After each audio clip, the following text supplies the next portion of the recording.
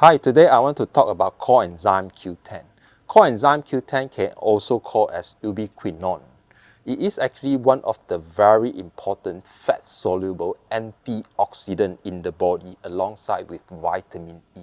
It helps to take care a lot of the free radical, but other than that, the most importantly is 96% of the energy production aerobically is actually related to coenzyme Q10.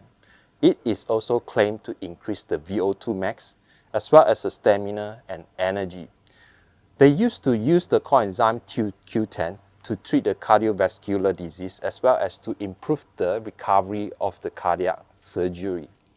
But one good thing about coenzyme Q10 is that our body is actually be able to produce it. But however, the amount in the body can be degraded easily, especially when we do a lot of intensive training, exercise, cycling, as well as aging. One of the most popular drugs that we commonly use, like statin, to treat the cholesterol, is actually reduce the biosynthesis of the coenzyme Q10 in the body. So that's why it is very important for us to absorb or to take more coenzyme Q10 through the dietary source. Coenzyme Q10, actually they have two types. One is we call oxidized form of the coenzyme Q10, also called as ubiquinone. Another type is called reduced form of the coenzyme Q10. So ubiquinone and ubiquinol.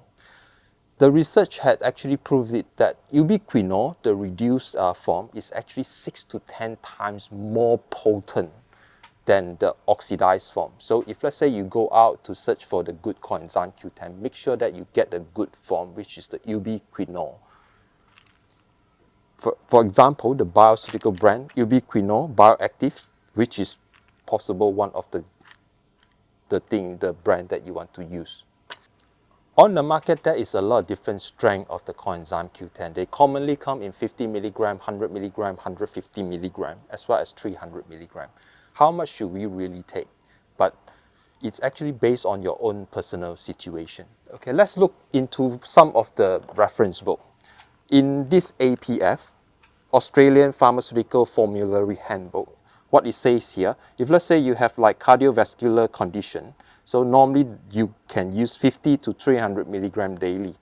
Or if let's say you are using the statin, which is the anti-cholesterol medication, so the study have actually showed that 100 to 600 milligram daily is good.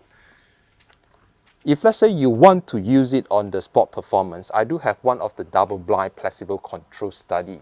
What it says here, if you're training really hard, especially on maybe sport and endurance sport like cycling or running, what it says here, 300 milligram daily, in fact, has demonstrated to increase the power output by at least 2.5% as compared to the placebo in the young, healthy, trained German Olympic athlete.